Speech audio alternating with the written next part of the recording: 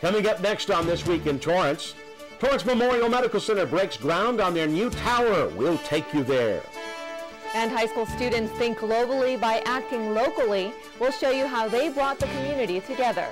Plus, as businesses start to feel the impact of the Japanese disaster, a hotel is helping ease the impact here in Torrance. Then we'll tell you why these businesses have the advantage. These stories and much more are just seconds away. Your local news starts right now.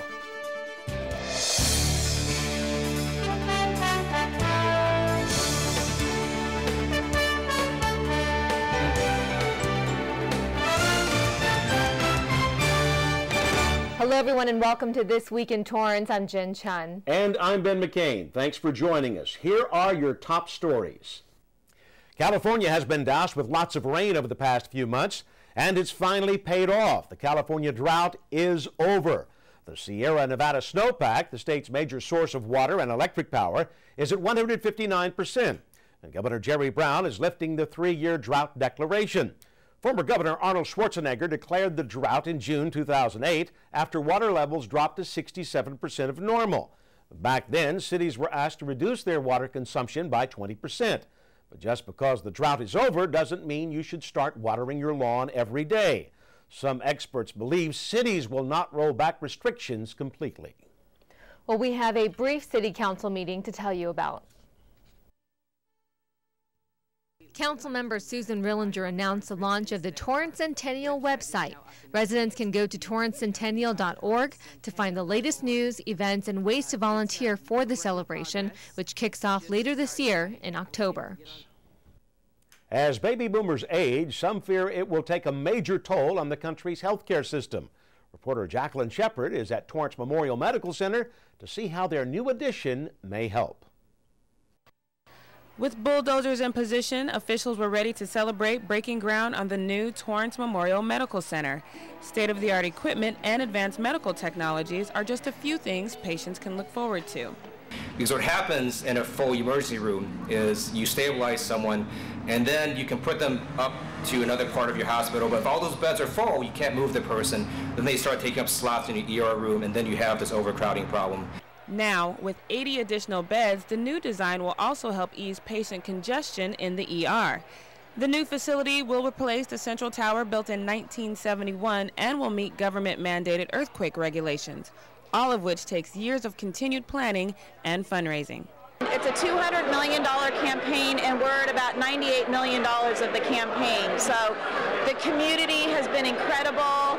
You know, we started looking at this maybe 8 or 9 years ago, and it was really about 5 years ago that we made the decision to move forward and that this would be an asset for the community that would be utilized well for many years to come.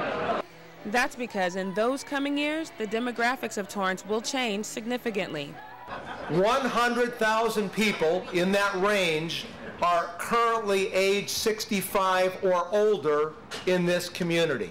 And during the next 20 years, that number will grow to almost 250,000 people. City founders built Memorial Medical Center to prepare for the future. And now, more than 85 years later, hospital board members are following in that tradition. And Torrance Memorial is not owned by any healthcare corporations. We are a freestanding hospital, so we make decisions based on the community which we serve, which goes out from El Segundo to Carson to the harbor and to the peninsula and the beach cities. And that's where the money stays. The money raised here stays here in our community. Construction is projected to be completed by 2015. Officials still need to raise $100 million before that deadline, a task fundraisers are confident they can do with the community's help. I think when you're saving people's lives and giving them their lives back, they realize the importance of having a medical center like Torrance Memorial in their community. For This Week in Torrance, I'm Jacqueline Shepard. Thank you, Jacqueline. The hospital is still accepting donations. To find out how you can contribute, go to torrancememorial.org. Since Torrance is a business-friendly city, the city recently got friendly with some of its businesses. 8 Torrance businesses were recognized at the 4th Annual Torrance Advantage Awards. Reporter Amy Davis takes us to the Toyota Automobile Museum for the ceremony. Today, we recognize the contributions of businesses for the year 2010. Today, the community celebrates the accomplishments of 8 outstanding Torrance businesses. To Luminate. It says applause. It is the 4th annual Advantage Award ceremony, and crystal trophies are handed out to the winners, along with a $200 check and a letter of recognition from Mayor Frank Scotto. It's through working together that we're able to do our parts in shaping Torrance in an exponentially better year after year. The Advantage Award is Torrance's Office of Economic Development's way of thanking local businesses for their outstanding achievements. For continuing to give the best of yourself to the members of the community. Thank you very much. Thank you. And for many of these businesses, getting this award is like getting a thank you card from an old friend. I love all the Torrance community. They support my store. They're wonderful. I support all the local high schools. It's just a very tight-knit family community. It's wonderful to belong to. We're part of the community here. We're part of Torrance, and it means a lot more to us to be recognized locally. Some of this year's other winners were Yoga Fit, Lordson Ballet Center, and the Miyako Hybrid Hotel. But you never know who will win it next year, and if you're an owner with an exceptional Torrance business, it could be your turn next. We love Torrance. We've been here 38 years. My mom handed it down to me. I have a daughter, so keep shopping so I can hand it down to her. Thank you very much. For Torrance City Cable, I'm Amy Davis. For the complete list of Torrance Advantage Award winners, go to the city's website at torranceca.gov. Intercultural harmony was the inspiration for an annual student award. Reporter Leah Uko shows us the art from Visions of Unity. And first place for short story, Ethan Fanuoff. What started as an English assignment for Ethan Fanuoff quickly became a part of history. The West High School junior's essay about racial and cultural unity scored first place in a challenging contest.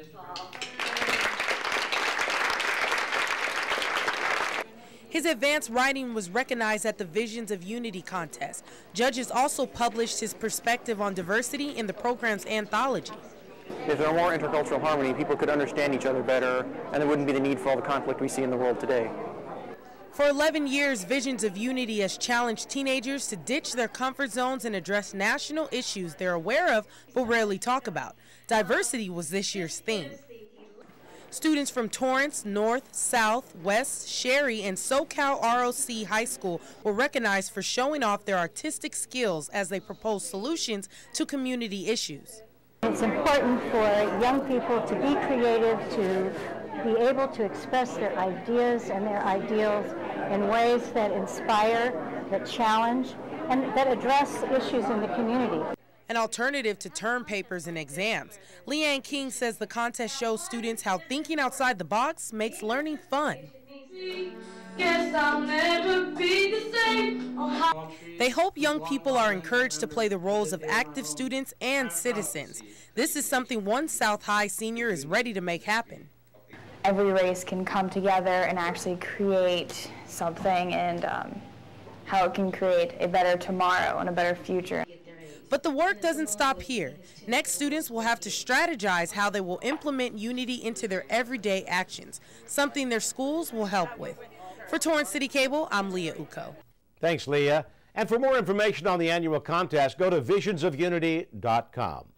Coming up, employees and customers share a common bond at a local hotel. After the break, we'll tell you how it's affecting their business. Now, here's the current temperature outside.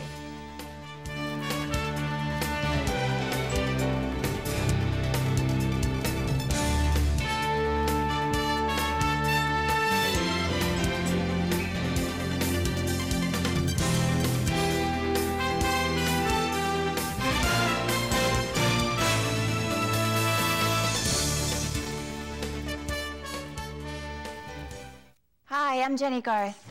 As a mom, there's nothing more important to me than seeing my kids smile. That's why I've teamed up with the American Association of Orthodontists to shine a light on the importance of a healthy, beautiful smile. We all want to look our best, and an attractive smile is part of it. Getting your child an orthodontic checkup can make a huge difference in their future. Orthodontists straighten teeth and jaws. And if braces are needed, today's hip models let kids sport their own personal style during treatment. To learn more, visit braces.org. Does retirement have to wait until my 70s.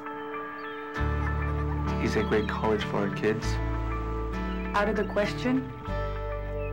Is the American dream Out of our reach? Not if we can help it. We're the National Endowment for Financial Education, a non-profit organization dedicated to helping people just like you get smart about their money. Log on to smartaboutmoney.org today and start taking control of your financial life.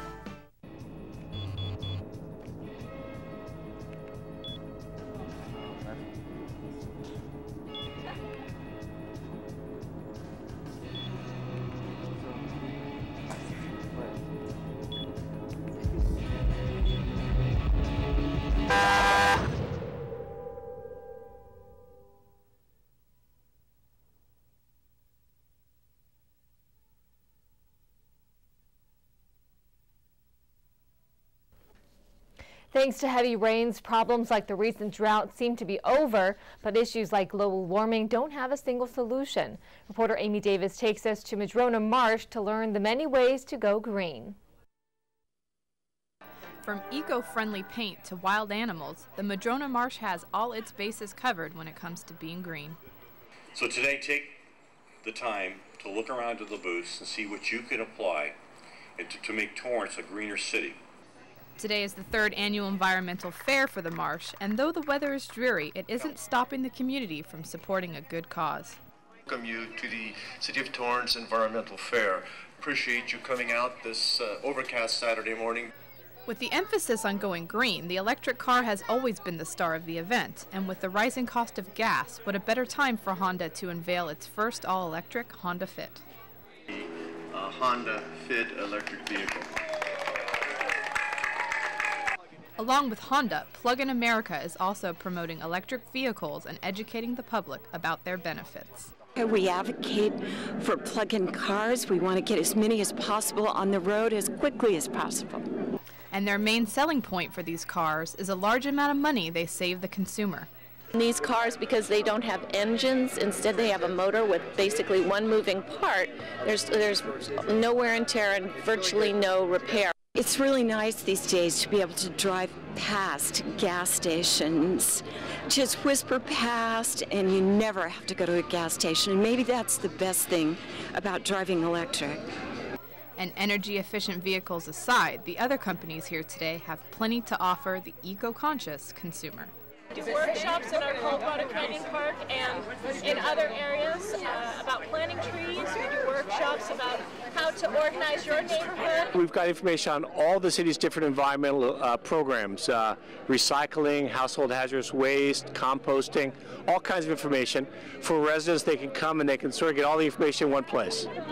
Good advice and recyclable garbage bags are just a few of the fun freebies available to visitors. Ladybugs are being given out today in the dozens to promote green gardening. Ladybugs are for many a well-known representative of good luck, but who would have guessed them to be a gardener's best friend? Ladybugs are great because you put them in your garden and they eat aphids. And aphids are little critters that will come and they'll destroy your flowers. If you have a vegetable garden, they'll eat all your nice vegetables. And so instead of having to spray for insects, by using something like ladybugs, you can handle it organically. And of course, the pretty red good luck bugs are a real hit with the kids as well.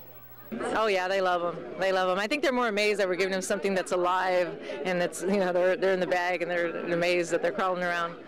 And though playing with insects and learning about wildlife is great fun for kids, the main point of it all is to educate. And for California State Senator Ted Lieu, bringing his children to this event is something he made a point to do.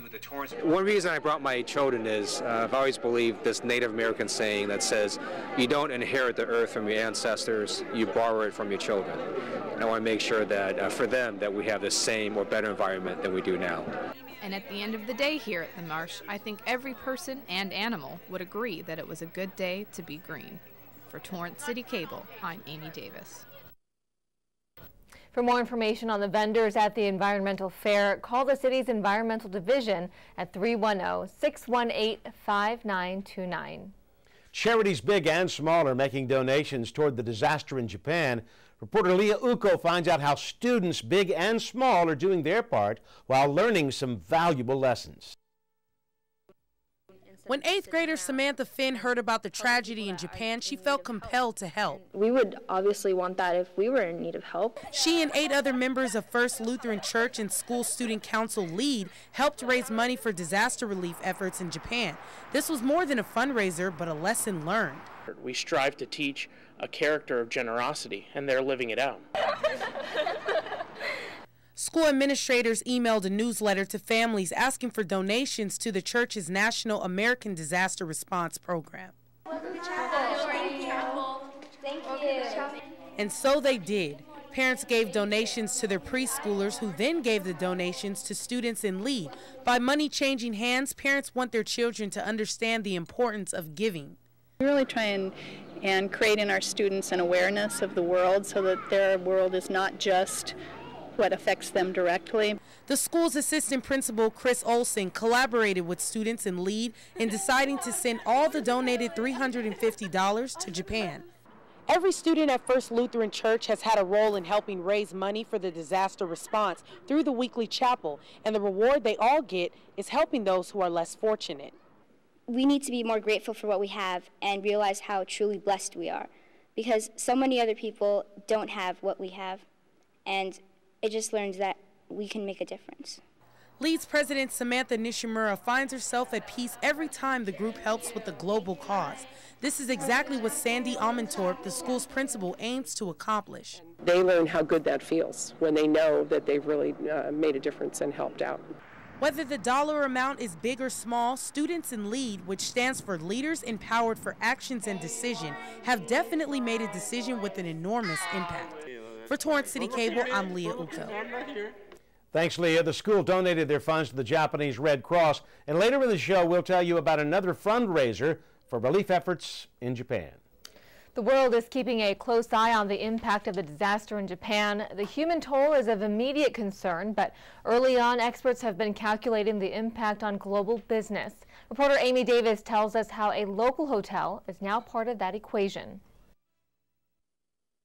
In the aftermath of the Japanese earthquake and tsunami, experts have worried about its impact on Japanese manufacturers. I think people don't realize the far-reaching effects. Torrance's Miyako Hybrid Hotel has been a second home to the Japanese business traveler. On any given day, employees from businesses like Honda and Toyota are guests at the hotel. But now the Miyako Hotel is facing its own struggles.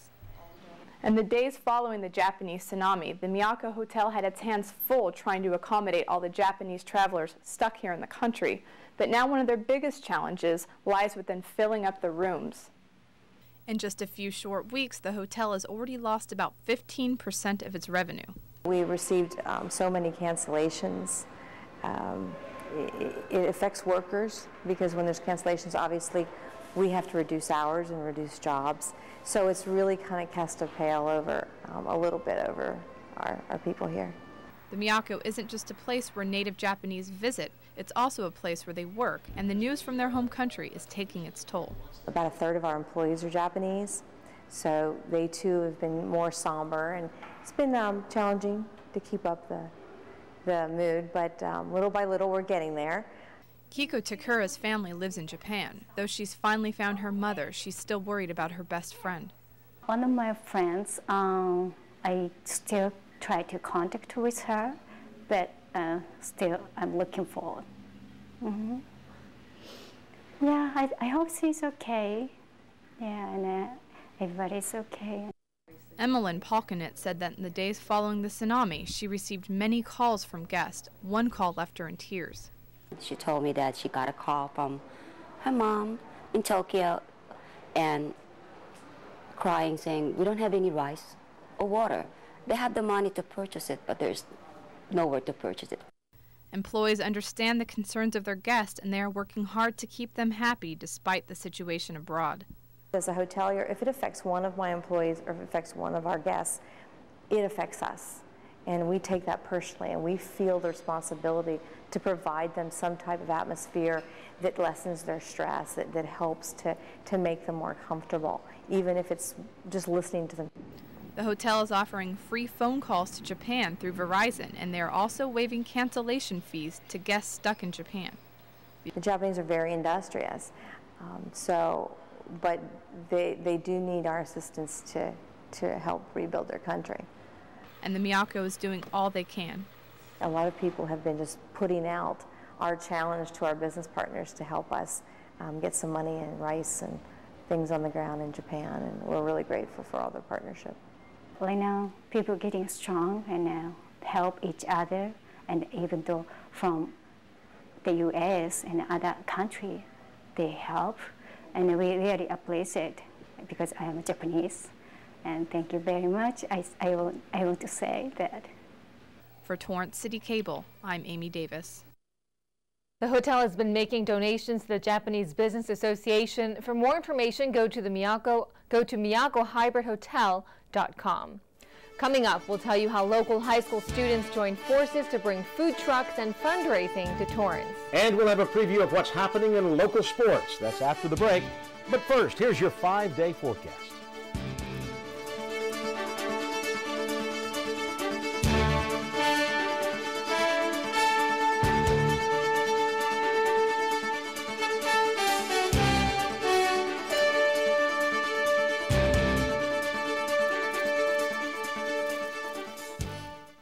Are you playing a dangerous game with the future of America's citrus?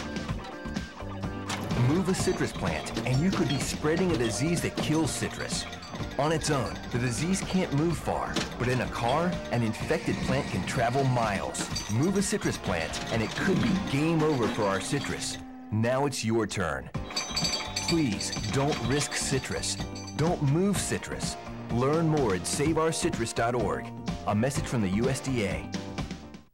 When I grow up, I want to be a psychologist or a therapist. I want to be a pediatrician. I was hoping to become a chef someday. I want to study law. I don't want to become a lawyer. I want to become a CIA agent. Young people, I think, do need a mentor because, we don't know everything. And, all the people, they've experienced stuff that we haven't. I would like to be a baseball player. As long as there's somebody behind you, pushing you and supporting you, then you feel that you always have the strength to keep going. Each of our children has hopes and dreams for their future. Help them get there. Become a mentor. Never look a howler monkey in the eye. Fried ants are delicious. We finished a clinic in a rainstorm. Really? My students actually ended up teaching me. In la keg, a la king. I think managing a sales team is tough. Try working with 5 different villages. After 2 months, I was ready to quit, but after 2 years, I didn't want to leave. I didn't know I had it in me. Turn 2 years of service into a lifetime of experience. To all the Peace Corps volunteers, past, present, and future, thank you for your service to your country and the world. Every week, the team at the Sports Desk brings you the best in high school and college sports. For a preview of their upcoming show, let's go out to anchor Bonnie Prickett. Bonnie? Hey, This Week in Torrance, it's Bonnie Prickett. We're going to be wrapping up all the baseball previews. We're going to let you know what the West Warriors expect this season. We're also going to get to meet Johnson Mai, North Wrestling state champion, and we also get to meet a few of the girls from the South Soccer program who've made an impact on and off. So you got to watch us to find out what's going on. We're on every day, 4, 9:30. Thanks. We'll see you next week. Hey, thanks, Bonnie. And finally, students from different Torrance high schools all joined forces for the same cause. Reporter Alexa Sita explains how modern methods turned a fundraiser into an old-fashioned community celebration. You name it, they had it. Food, T-shirts, raffle items, even a visit from Hello Kitty. And it was all in the name of helping Japan. We just hope that our efforts will be able to impact the Japanese communities in a possibly a big way and help them recover faster. And these students thought of everything. For donors on the go, how about a donation drive-through? Yeah, thank you so much. Thank you. People are driving through, so it's like a drive-through and donate kind of thing where they can stop their car, drop the money in the box, and just move on.